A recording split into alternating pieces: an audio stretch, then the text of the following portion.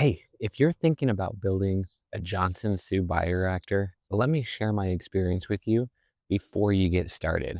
Because we built one of these with a group over at the Apollo Beach Community Garden, and basically, it's just a giant static compost tower that's really supposed to fix Florida's nasty, sandy garbage soil with fungal dominant compost. That's the major benefit of a Johnson Sioux bioreactor is it builds highly fungal compost. So you don't turn it, you just build it once, you just let it set for about a year.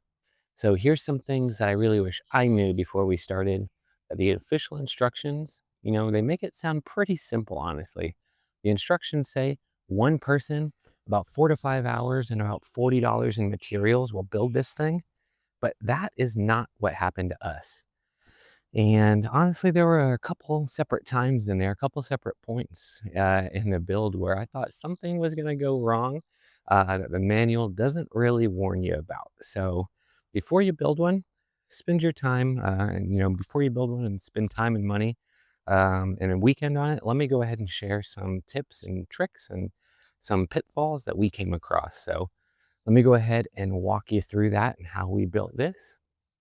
So, also, if you're interested, I'll put a link to the official instructions in the description below. And that way you can see exactly what we are working from. There's a couple of different builds out there, but this is the official one. So let's start with the first thing that I noticed wasn't right, and that's the numbers. Because that the manual lost me instantly. It claims that one person can do this in about 4 to 5 hours for about $40. Not our experience at all. At the Apollo Beach Garden, we were closer. We had about 10 people helping us, and I think it took us still about 7 hours total. And we didn't have any extra material laying around, so we bought everything brand new. The PVC pipes, the wire mesh. We found a pallet. We got the landscape fabric, but all of that cost us pretty close to $200. So I would want to reset our expectations at a one-person project can do this in a Saturday. I don't see how that's possible at all. I think this is totally a group build, but the time and the cost weren't even the part that worried me the most. The part that actually had me the most nervous was something a little bit further down the line, and I will definitely share that with you when we get there because it has the potential to ruin the whole project. Okay, so first, let's talk about where the build actually gets kind of tedious. What actually ate up a lot of our time was sewing this weed fabric, or this weed barrier, to the actual metal fencing here. The wire mesh cage. We used tie wire and we stitched it all the way around to hold it in place. So it's pretty repetitive work weaving that wire through the fabric in the mesh all the way around. This is a 4-foot cylinder by a 5-foot tall cylinder. But once that was finally done, the cage was done, we moved on to something that seemed simple on paper and turned into a little bit of its own project for sure. And that is drilling the holes in the pallet. If you look in the instructions, they tell you to build a template for these PVC pipe holes because PVC pipes run all the way down this when you're first starting it up to establish your, I guess, like vent stacks. Um, so again, the instructions say to have a template, but we skipped that. Maybe we shouldn't have. We just kind of measured straight onto the pallet and started cutting. So you're cutting these 4-inch holes into this pallet. And remember, this pallet was free. It was pretty rough. And a couple of times we lined up holes and we found, oh, there's a support block right underneath where we need to go. So we can't drill that. We have to remeasure, readjust. So once we finally got that right, we cut through some certain boards. There was no support blocks underneath. They became super flimsy. So like putting all this weight of this mulch on here could definitely snap those pieces of wood in half. So we had to add some extra support blocks to it as well. So that's definitely something you want to be mindful of. Try to get as nice of a pallet as you can. And when you're cutting these holes, these are pretty big holes. So if you don't have a 4-inch hole saw, you could use a jigsaw. Um, but when you're cutting these holes, you don't want them a whole lot bigger than the PVC pipe itself, because that's going to cause a lot of extra wiggle room in these PVC pipes, and it's going to make it a pain for you a little bit later in the process, kind of where we started to to have problems with it. So yeah, it'll definitely come back to haunt you when you're filling the reactor, because the main issue with these pipes is they have to be completely vertical as you're filling this up. So more on that one in a second. That's where it was pretty tricky and pretty tedious. So if you've read any of the information about these things, one of the most uh, beneficial parts of it, but the tedious part of it, is you have to keep this at 70% moisture the whole time.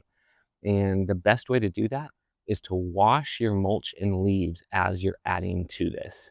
So it sounds like busy work, like, do I really have to do that? But you do. It is actually really, really important to wash your mulch and your leaves as you're adding it to this. That's going to really help keep the pile moist as it's kind of doing its thing. So do not skip that part, because if there's dry pockets anywhere in there, the bacteria and the fungi, they can't survive in that spot. And that section of the pile is just going to stall out. So pre-soaking everything is what keeps those dry pockets from forming in the first place. So yeah, tedious, but now you know why, and it is not optional. You have to do that. Okay, the next thing that we found out as we're going through this that really had me sweating is talking about those pallet holes and those PVC pipes. Again, if you cut those a little too loose, it's gonna bite you. And we definitely kind of ran into that issue. While you're filling the bioreactor, we need to stack 6 4-inch PVC pipes up, standing through this whole column here. And they only stay in temporarily, so they're not in there forever. You actually pull them out after a few days. I think the instructions say 48 hours, but we waited close to a week. But as you pull them out, it's supposed to hold its shape around where each pipe was, and it should, as long as it's properly, the moisture content is appropriate. But uh, also, and if those pipes are completely vertical, so if one of those pipes even shifts or leans kind of slightly while you're filling, that column can collapse the moment you pull that pipe out. So it is super, super important to check level as you're filling, and that's what we did. At every single level, we filled up a little bit, we checked level, we tamped it down, we checked level again, we added more layer or more mulch and leaves to this, layer by layer, over and over again. For a bin that's 4 feet wide, 5 feet tall, that is a lot of washed mulch and leaves to pack in while you have to babysit 6 pipes at once. The guide also recommends making like a rebar, almost like guide for these PVC pipes that hold them in place. But we also skipped that, mostly because we don't have the tools to fabricate some sort of rebar guide or pillar or pipe holding tool here. Might have made it easier, but we didn't do that either. But um, we did a pretty good job. Again, tedious, made it definitely added time doing it this way. So we wanted to make sure those were nice and level, but we did our best. And I thought for sure the second we pulled those pipes out, those things were just going to collapse. But to my surprise, it didn't. They actually held up, and that was super cool. So those are the major things that we've found issues with this, but there are huge benefits to this for your garden, right? It's a massively beneficial soil amendment. You can make compost tea with it. Again, the major benefit of this is it's making really fungal dominant compost. But you know, it is not a small project. So after all of that, was it actually worth it? It's a huge project again, like 10 people, 7 hours. Um, is it actually worth it? I have mixed opinions. The compost that this thing eventually produces is genuinely excellent for your soil. That part is real. Huge benefits. But you're looking at about 200 bucks, a full multi-hour group build, and then you have to wait almost a year before this is even ready, before you get anything out of it, you know? So it's a long-term investment. That's a lot to ask if you just want better soil for this season. So if you've got a community garden like ours, or maybe you got a few gardening buddies that are willing to team up and come help you out over a weekend, I would say build it. It's worth doing. But if you're just solo and you're just trying to improve your beds, you know, without recruiting a whole ton of people to come help you, this is a huge solo project. I think regular composting or worm bins, they get you a lot of, I wouldn't say the same benefits, but a lot of benefits for your soil without using the tie wire sewing, finding a pallet, drilling the pallet, soaking the mulch, and hours of babysitting these pipes and making sure they're level.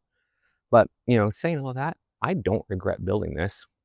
This is going to be so beneficial to the garden, but I didn't do it alone, and I don't think I could have.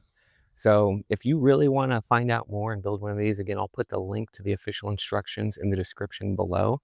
If you want to see the original plan for yourself, and this is a Johnson Sue bioreactor. I really hope that me sharing some of these pitfalls or these challenges that we faced in the garden here helps you really reset your expectations and know what you're getting into. So again, it's super beneficial, Johnson Sue bioreactor. If you have a group, I would say tackle it. But if you're just by yourself, be prepared to spend some time doing it. So I will definitely share updates and progress as this thing gets cooking.